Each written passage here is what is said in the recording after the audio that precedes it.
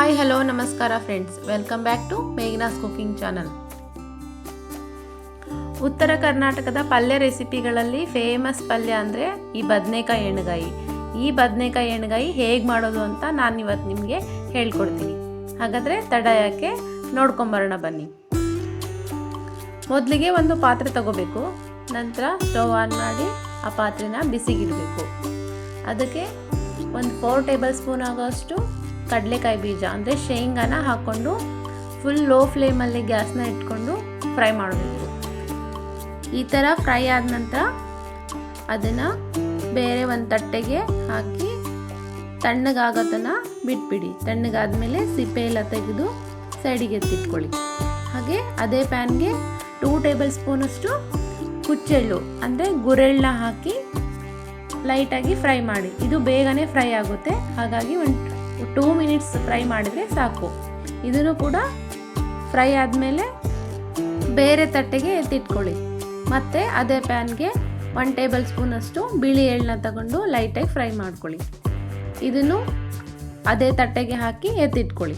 ನಂತರ ಒಂದು ಮಿಕ್ಸಿ ಜಾರ್ನ ತಗೊಂಡು ಅದಕ್ಕೆ ಸಿಪ್ಪೆ ತೆಗೆದಿರೋ ಶೇಂಗಾ, ಹಾಗೆ ಸ್ವಲ್ಪ ಹಸಿ ಕೊಬ್ಬರಿ, ಹುರಿದಿರೋ ಎಳ್ಳು ಮತ್ತು ಹುಚ್ಚೆಳ್ಳನ್ನ ಹಾಕೋಬೇಕು.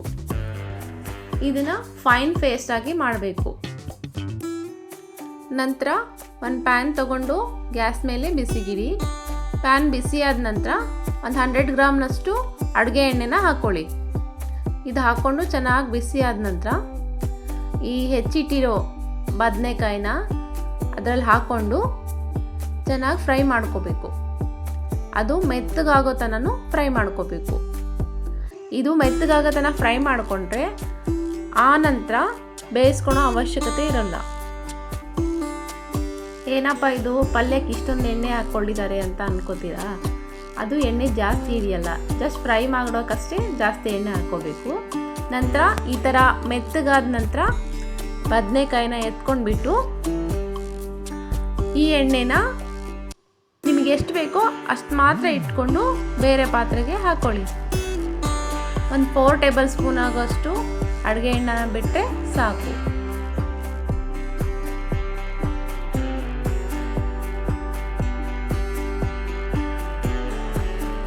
ಇದೇ ಎಣ್ಣೆಗೆ 1 ಟೇಬಲ್ ಸ್ಪೂನಷ್ಟು ಸಾಸಿವೆ, 1/2 ಟೇಬಲ್ ಸ್ಪೂನಷ್ಟು ಜೀರಿಗೆ, ಹಾಗೆ ಸ್ವಲ್ಪ ಕರಿಬೇವನ್ನ ಹಾಕ್ಕೊಂಡು ಫ್ರೈ ಮಾಡ್ಕೋಬೇಕು. ನಂತರ ಚಿಕ್ಕದಾಗಿ ಹೆಚ್ಚಿಟ್ಟಿರೋ ಒಂದು ಮೀಡಿಯಮ್ ಸೈಜ್ ಈರುಳ್ಳಿನ ಹಾಕ್ಕೊಂಡು ಚೆನ್ನಾಗಿ ಫ್ರೈ ಮಾಡಬೇಕು. ಈ ಬದನೆಕಾಯಿ ಎಣ್ಗಾಯಿ ಚಪಾತಿ, ಜೋಳದ ರೊಟ್ಟಿ, ಅಕ್ಕಿ ರೊಟ್ಟಿ ಈ ಥರ ರೆಸಿಪಿಗೆ ಒಳ್ಳೆ ಕಾಂಬಿನೇಷನ್. ಈರುಳ್ಳಿ ಹೀಗೆ ಚೆನ್ನಾಗಿ ಫ್ರೈ ಆಗಬೇಕು. ಇದಕ್ಕೆ 1 ಟೇಬಲ್ ಸ್ಪೂನಷ್ಟು ಅಚ್ಚಕಾರದ ಪುಡಿ, 1/2 ಟೇಬಲ್ ಸ್ಪೂನಷ್ಟು ಅರಿಶಿನ ಪುಡಿ ಹಾಕ್ಕೊಂಡು ಚೆನ್ನಾಗಿ ಫ್ರೈ ಮಾಡಬೇಕು. ಈ ರೀತಿ ಫ್ರೈ ಆದ ನಂತರ ಅರ್ಧ ನಿಂಬೆಹಣ್ಣಿನ ಗಾತ್ರದಷ್ಟು ಹುಣಸೆಹಣ್ಣನ್ನ ನೆನೆಸಿಟ್ಕೋಬೇಕು. ಮೊದಲಿಗೆ ಆ ಹುಣಸೆಹಣ್ಣಿನ ರಸನ ಹಾಕ್ಕೋಬೇಕು. ಹಾಗೆ ಸ್ವಲ್ಪ ಬೆಲ್ಲನೂ ಹಾಕ್ಕೋಬೇಕು. ಇದು ಹಾಕಿದ ನಂತರ ನೀಟಾಗಿ ಮತ್ತೆ ಫ್ರೈ ಮಾಡ್ಕೊಳ್ಳಿ. ಇದಾದ ನಂತರ ರುಬ್ಬಿಟ್ಟಿರೋ ಪೇಸ್ಟ್ನ ಹಾಕ್ಕೊಂಡು ಫ್ರೈ ಮಾಡ್ಕೋಬೇಕು.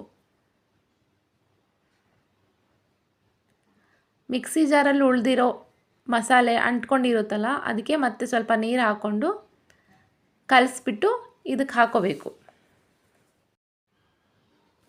ಇದನ್ನು ಚೆನ್ನಾಗಿ ಕೈ ಆಡಿಸ್ಬಿಟ್ಟು ಒಂದು ಕುದಿ ಬರೋ ತನಕ ವೆಯ್ಟ್ ಮಾಡಬೇಕು. ಅದು ಕುದಿ ಬಂದ ನಂತರ ಅದ್ರ ಟೇಸ್ಟು ಚೆನ್ನಾಗಿ ಬರುತ್ತೆ. ಹಾಗೆ ರುಚಿಗೆ ತಕ್ಕಷ್ಟು ಉಪ್ಪನ್ನ ಹಾಕ್ಕೋಬೇಕು. ಈ ಉಪ್ಪು ಹಾಕಿದ ನಂತರ ಒಂದು ಸಾರಿ ಕೈ ಆಡಿಸಿ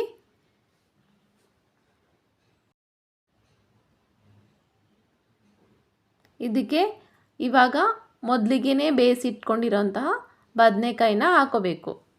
ಈ ಬದನೆಕಾಯಿ ಅದರಲ್ಲಿರೋ ಮಸಾಲೆ ಅಂಶನೆಲ್ಲ ಹೀರ್ಕೊಂಡು ಚೆನ್ನಾಗಿ ಫ್ರೈ ಆಗಬೇಕು. ಈ ಥರ ತಿಕ್ನೆಸ್ ಬರಬೇಕು.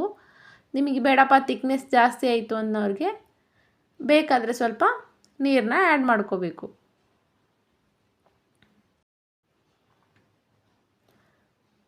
ನೀರನ್ನ ಆ್ಯಡ್ ಮಾಡ್ಕೊಂಡ ನಂತರ ಇದಕ್ಕೆ 1 ಟೇಬಲ್ ಸ್ಪೂನಷ್ಟು ಗರಂ ಮಸಾಲಾನ ಹಾಕ್ಕೋಬೇಕು.